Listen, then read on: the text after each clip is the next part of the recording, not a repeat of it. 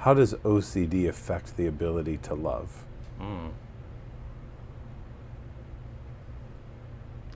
What's coming up in my head, well, in terms of sex for people with OCD, it very much gets in the way of Sure. sexual relations, and that sound like Bill Clinton, and that and that obviously can be really tough because that can be a foundational pillar for many people within relationships.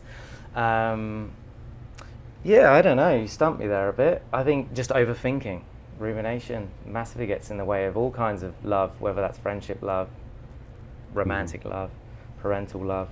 Yeah. And very much, I work with parents and kids, and unfortunately causes massive problems in the home, and can really, for a short time at least, and maybe for some families long time, but most of the time short time, really big rifts that really separate them, and that's really sad.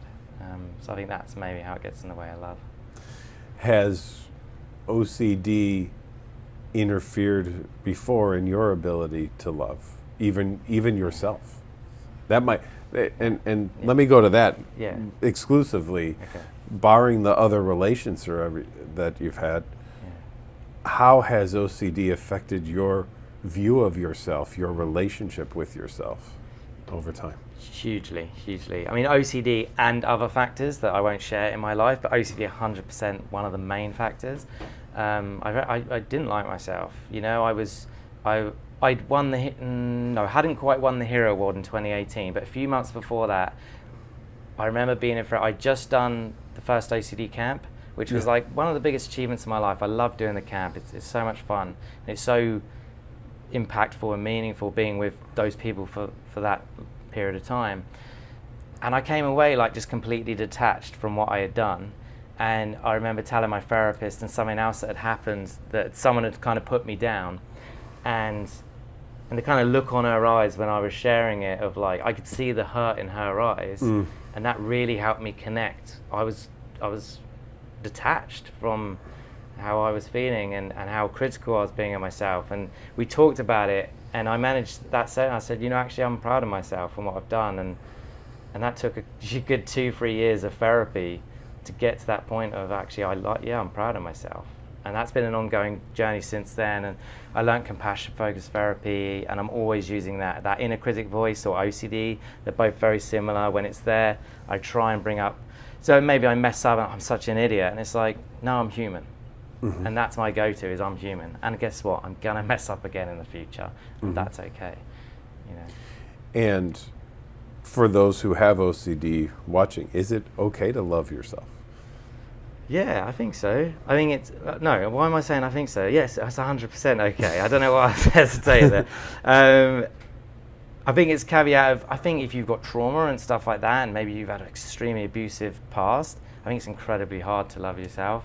Not hard, it feels incredibly hard. But I think with practice and the skills and a very compassionate therapist or compassionate people around you, you can learn to change that dialogue in your head. Some people it's going to be quicker, others it's going to take more persistence, but you can chip away at that voice that's being a douchebag in your head. I've always said this, that OCD removes your ability to laugh and enjoy and have fun, but maybe I'll amend that too. It can even take away your ability to love yourself. Yeah, I think so. Definitely, yeah. I mean, and look, parents on average don't, as far as I'm aware, don't teach us how to love ourselves, and that's because they were never taught how to do it. Right. Schools didn't teach them. The teachers don't know because their teachers, their lecturers didn't teach them. The government doesn't teach us, that's for sure. And that's my government, and I'm sure as well as yours. No one's taught us. So it's not to blame anyone, but it's, anyone hearing this, let's change that. Let's start, and it starts with us. And maybe if that's hard to start with us, we start by building other people up around us, because sometimes we can be compassionate to others, we can't be it to ourselves. But maybe that's where we start. We build others up, and then ultimately, hopefully, if they're decent people around us, they're going to return the favor and build us up too. And then eventually, maybe we'll be able to do it for ourselves. Yeah.